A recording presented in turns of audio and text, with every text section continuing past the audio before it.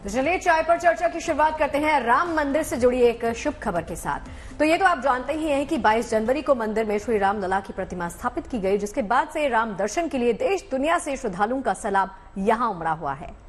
ऐसे में शुभ समाचार ये है कि मंदिर के दूसरे फ्लोर को बनाने का काम शुरू कर दिया गया है, जिसके पूरे होते ही वहां पर राम दरबार सजाया जाएगा। साल 2025 तक दूसरे फ्लोर का काम पूरा हो जाने की उम्मीद भी है।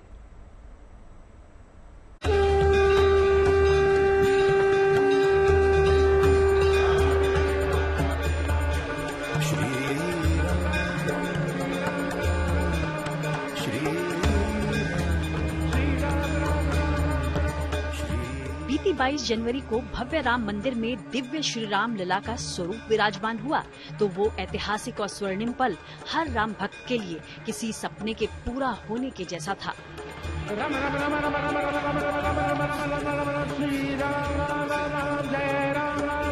मगर अब श्रद्धालुओं को श्री राम के साथ उनके पूरे दरबार के सजने का भी शुभ संकेत मिल गया है।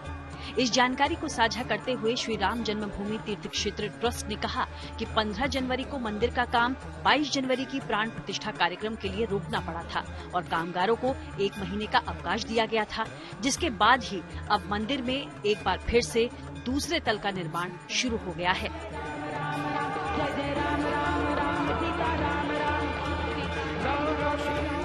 बताया जा रहा है कि इस साल के आखिर तक मंदिर के दूसरे तल पर राम दरबार बनकर तैयार हो जाएगा, यानी नीचे राम लला होंगे तो ऊपर के तल पर श्री राम, माता सीता, लक्ष्मण और हनुमान जी की मूर्तियां स्थापित होंगी। श्री राम जन्मभूमि पर राम मंदिर के निर्माण से जुड़े सभी काम अगले साल 2025 तक पूरा होने की उम्मीद है। अब 3 तल के इस राम मंदिर के चारों तरफ रामायण कालीन पात्रों के दूसरे मंदिर भी देश विदेश से आने वाले श्रद्धालुओं के लिए आकर्षण का केंद्र रहेंगे। श्री राम मंदिर निर्माण और दर्शनार्थियों के दर्शन अवधि के बीच इस तरह सामंजस्य बैठाया गया है कि दोनों में कोई बाधा उत्पन्न न हो। यही कारण है कि 15 जनवरी के बाद जो निर्माण कार्य थम गया था वह अब फिर पूरी क्षमता से शुरू हो गया है। फिलहाल तो अवध नगरी में राम मंदिर के निर्माण कार्य को फिर से पंख लग गए हैं। प्रथम तल के पूरा होने के बाद मंदिर में दूसरे तल को बनाने के लिए कामगार जुट गए हैं, क्योंकि इसी तल पर स्थापित होने वाले राम दरबार को देखने के लिए राम भक्त लालायित हैं। अयोध्या से बनवीर सिंह के साथ bureau report, good news today. Delhi से हैदराबाद तक रामलला के भक्तों का उत्साह आज भी चरम पर है। जी हां, उत्तर से दक्षिण के आस्था के 2 रंग हम अपनी इस रिपोर्ट में आपको दिखा रहे हैं। जहां दिल्ली से अयोध्या जाते हुए स्पेशल आस्था ट्रेन जय श्री राम की गूंज के साथ रवाना हुई, तो हैदराबाद से अयोध्या राम भक्तों के लिए श्री राम के नारे के साथ अन्न भेजा गया। जय जय श्री राम, जय करे वीर बजरंगी। श्री राम नाम की गूंज के साथ ये श्रद्धालु अयोध्या जा रहे हैं। जय श्री राम, जय श्री राम। स्पेशल आस्था ट्रेन के जरिए इन सभी को दिल्ली से अयोध्या के लिए रवाना किया गया। इस दौरान रामलला के दर्शन के लिए श्रद्धालुओं का उत्साह चरम पर दिखा। अच्छा लग रहा है, श्री राम जी कलयुग में आए हैं अपना प्रचार करने के लिए कि मैं दुखियों को सुखी करने के लिए आया हूँ। इस कलयुग में आए हैं, कभी सतयुग में। 500 साल का जो हमारा वनवास था, वैसे तो 14 साल का वनवास था रामचंद्र जी का, 500 साल बाद ये सपना साकार हुआ है और इसका पूरा श्रेय इस देश के प्रधानमंत्री नरेंद्र मोदी जी को हम देना चाहेंगे। इससे बड़ी किस्मत क्या होगी, अपने जन्म में वहाँ जा रहा हूँ मैंने जन्म इसलिए लिया है, अब उसके दर्शन करूँ। मैं 3 साल से जाने की कोशिश कर रहा हूँ लेकिन नहीं जा सका। आज मेरा बुलाया है और आज मैं जा रहा हूँ।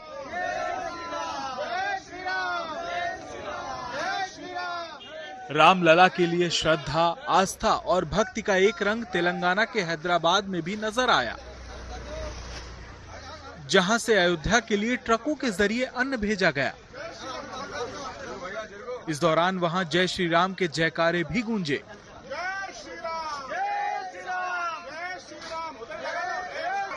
यहाँ की भाग्यनगर अयप्पा सेवा समिति 12 दिनों के लिए करीब 1 लाख श्रद्धालुओं के लिए अन्नदान कर रही है। तो ये 2 तस्वीरें बताती हैं कि उत्तर हो या दक्षिण, श्रद्धालु अपने आराध्य के लिए सब कुछ कर गुजरने को तैयार हैं। Bureau report, good news today.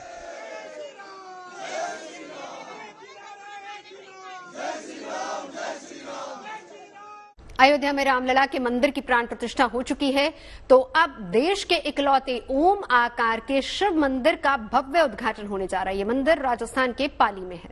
जी हां, देखिए, ओम आकार के शिव मंदिर की प्राण प्रतिष्ठा की तैयारियां जोरों पर हैं। पूजा पाठ से लेकर यज्ञ और विधि विधान में विदेशी भक्त भी अपना योगदान दे रहे हैं। यानी पाली का पूरा वातावरण अब से भक्तिमय हो चला है।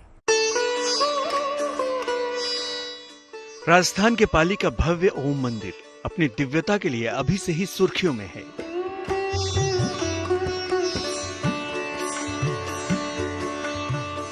इस मंदिर को कुछ इस तरह से डिजाइन किया गया है जिससे कि ओम शब्द उभर आया है।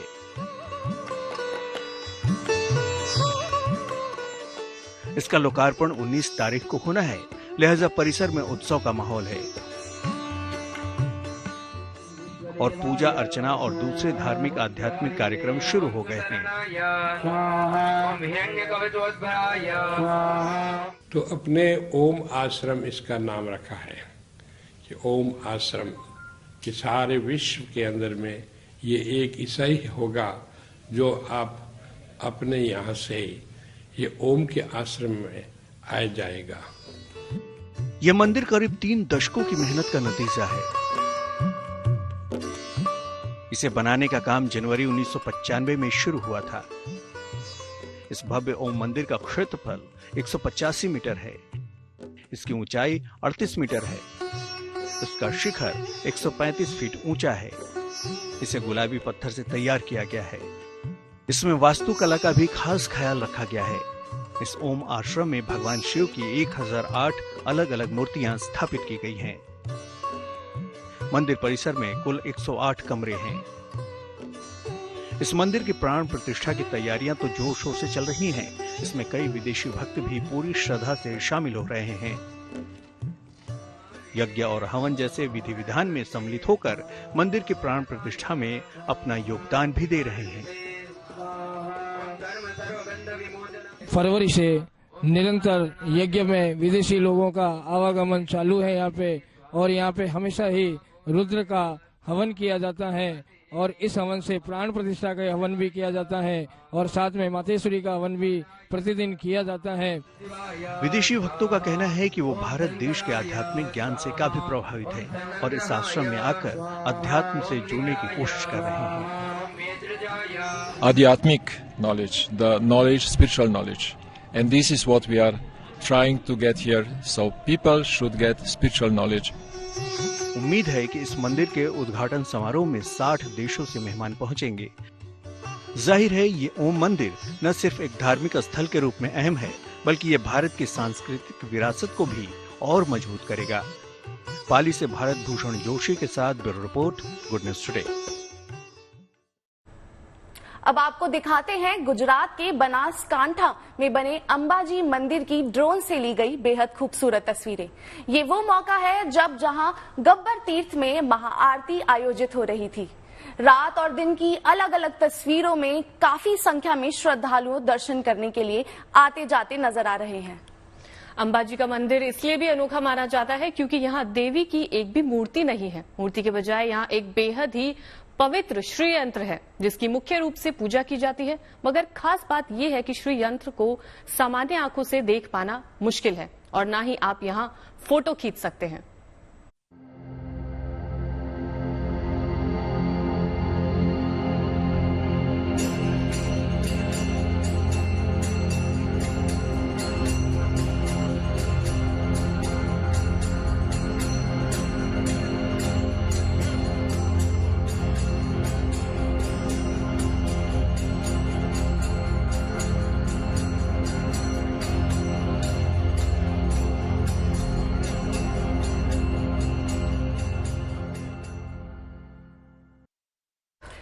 हरियाणा को प्रधानमंत्री मोदी ने आज एम्स की सौगात दी। प्रधानमंत्री मोदी ने रेवाड़ी में एम्स का शिलान्यास किया। इसके अलावा कई विकास परियोजनाओं की आधारशिला और उद्घाटन भी उन्होंने किया। आपको बता दें कि रेवाड़ी में बनने जा रहा ये अस्पताल देश का 22वां एम्स होगा।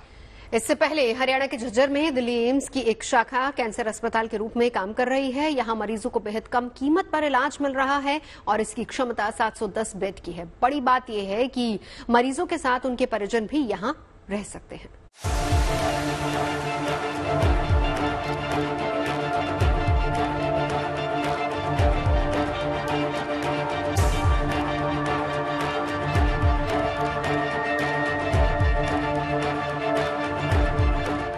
हरियाणा की आवाम को प्रधानमंत्री मोदी ने आज सेहत की बड़ी सौगात दी है। पीएम मोदी ने रेवाड़ी में स्वास्थ्य सुविधाओं में सर्वोत्तम अखिल भारतीय आयुर्विज्ञान संस्थान यानी एम्स का शिलान्यास किया।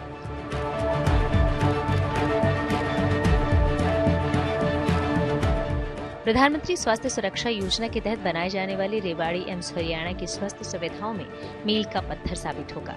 रेवाड़ी के अलावा महेंद्रगढ़, भिवानी, रोहतक, झज्जर, मेवात, पलवल और फरीदाबाद समेत राजस्थान के अलवर और झुंझुनू जिले के लोग भी एम्स में इलाज करा सकेंगे। लगभग 10,000 करोड़ रुपए की परियोजनाएं हरियाणा को सौंपने का अवसर मिला है। इसमें रेवाड़ी एम्स है, गुरुग्राम मेट्रो है, कई रेल लाइन है, नई ट्रेन है। इनमें ज्योति सरमय कृष्ण सर्किट योजना से बना एक आधुनिक और भव्य म्यूजियम भी है। शिलान्यास से पहले पीएम ने एम्स का मॉडल देखा और एम्स की सुविधाओं के बारे में पूरी जानकारी हासिल की।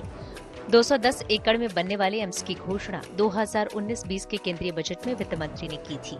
देश के इस 22वें एम्स में न सिर्फ लोगों का इलाज हो सकेगा, बल्कि हजारों लोगों को यहां रोजगार के अवसर भी मिलेंगे।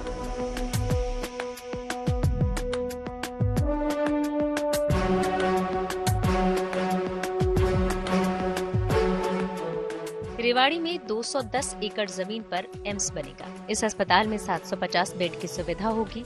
एक मेडिकल कॉलेज, एक नर्सिंग कॉलेज और आयुष ब्लॉक भी रेवाड़ी में तैयार होगा।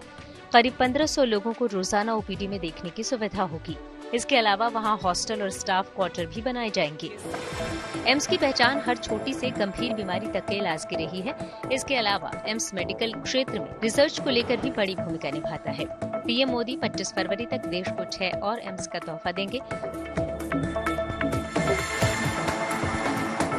जाहिर है मोदी सरकार की कोशिश एम्स का जाल देश के हर हिस्से में फैलाने की है, ताकि आम लोगों को किफायती इलाज मिल सके। अनामिका गौड़ के साथ bureau report, good news today.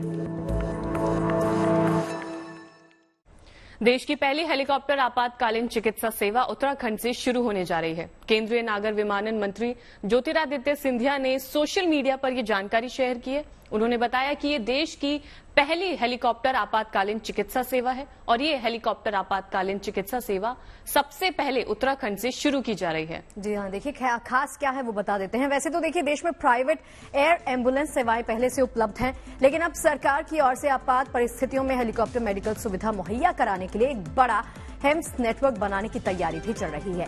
ये सेवा प्रोजेक्ट संजीवनी के तहत शुरू किया जाएगा। इसके तहत बहुत जल्द ही ऋषिकेश स्थित अखिल भारतीय आयुर्विज्ञान संस्थान में एक हेलीकॉप्टर तैनात किया जाएगा।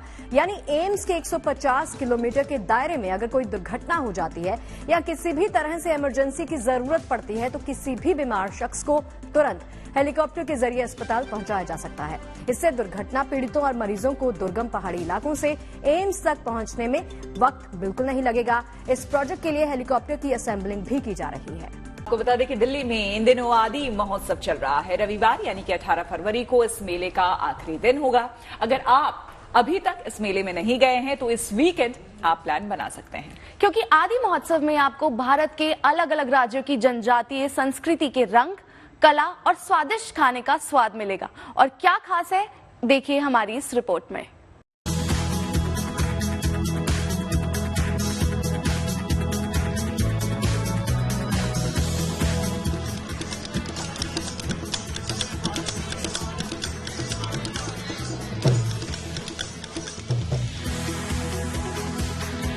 राज्यों की शिल्प कला, संस्कृति के रंग और पकवानों की खुशबू सब बस एक जगह। ये अलग अलग रंग दिल्ली के मेजर ध्यानचंद स्टेडियम में देखने को मिल रहे हैं, क्योंकि वहां इन दिनों आदि महोत्सव की धूम मची हुई है। ये वो मंच है जहां दुनिया को देश की जनजातीय विरासत और उसकी ताकत से रूबरू होने का मौका मिलता है। कहा जाता है कि अगर आप अपनी संस्कृति, अपनी रूट्स के साथ जुड़े हैं तो तरक्की करने से आपको कोई नहीं रोक सकता। और उसी की एक पहचान, उसी की एक मिसाल जहां आपको मैं ले आई हूं इस वक्त आदि महोत्सव। आदि महोत्सव चल रहा है दिल्ली में, जहां पर आप भारत के ट्राइब्स, लोकल जो लोग हैं उन कारीगरों से मिल सकते हैं, यहाँ के लोकल स्वादिष्ट पकवानों को चख सकते हैं। और देखिए यही खासियत है हमारे देश की कि हमारा देश इतना समृद्ध है, अलग अलग तरह के लोग हैं, भाषाएं हैं, खान पान है, सब कुछ है, और इसीलिए आज दुनिया भारत को सलाम करती है। इस मेले में लद्दाख के लजीज खाने का स्वाद है तो बंगाल की मिठास यानी संदेश भी है। साथ ही कश्मीर के मशहूर कहवा के अलावा काफी कुछ है। अलग अलग तरह के स्टॉल्स हैं। आपने देखा होगा हर रीजन का अपना अपना फूड होता है, लेकिन यहाँ पर आपको ट्राइबल फूड स्पेशली मिलेगा। तो एक एक करके अगर मैं दिखाऊं, ओडिशा, जम्मू कश्मीर में आपको कहवा मिल जाएगा, आपको जम्मू कश्मीर में रिश्ता मिल जाएगा, कबाब मिल जाएंगे। इसके अलावा नागालैंड, जिसका अपना एक कल्चर है, वहाँ का अपना फूड है। मतलब खाने पीने के शौकीनों के लिए तो ये जगह किसी जन्नत से कम नहीं है। ये है chicken with bamboo soup and tribes. जो सामान जो भी हो वहाँ अपना गांव से लेके आता हूँ। और है ये अनिशी के साथ पोर्क बना हुआ है। This a very typical authentic Naga dish है। मैं यहाँ लेके आई हूँ झारखंड से, आजिया मेम्बा का क्यूजीन है ये। और ये लाल भात है जो ढेकी का कुटा हुआ है, अनपॉलिश्ड राइस है। उसके साथ ये जो सूखा साग देख रहे हैं, चक्कोड़ साग का झोर लेके आई हूँ। इसका न्यूट्रिशनल प्रॉपर्टीज है कि इसमें बहुत सारा आयरन है, कैल्शियम है, तो हमारे हेल्थ के लिए वो बहुत ही बेनिफिट है। इतना ही नहीं, यहाँ मोटे अनाज के अलावा सैर सपाटे का भी पूरा इंतजाम है। यहाँ पर सही मायने में अगर आप हमारे कल्चर से और हमारे फूड से रूबरू होना चाहते हैं, उस फूड की साइंस को समझना चाहते हैं, कितना जो ऑथेंटिक जड़ी बूटियां हमारे शरीर के लिए इम्पोर्टेंट है, उसके बारे में जानना समझना चाहते हैं। और इसीलिए सरकार बार बार फोकस करती है कि ये हमको वापस मिलेट्स पर जाना चाहिए। खाने और घूमने के बाद अगर थकान महसूस हो तो लोक संगीत का जादू आपकी थकान को दूर कर देगा। तो अगर आप भी भारत को समझना चाहते हैं, अपने देश की जनजातीय विरासत को देखना चाहते हैं, तो चले आइए आदि महोत्सव में। दिल्ली से नवजोत रंधावा के साथ bureau report, good news today.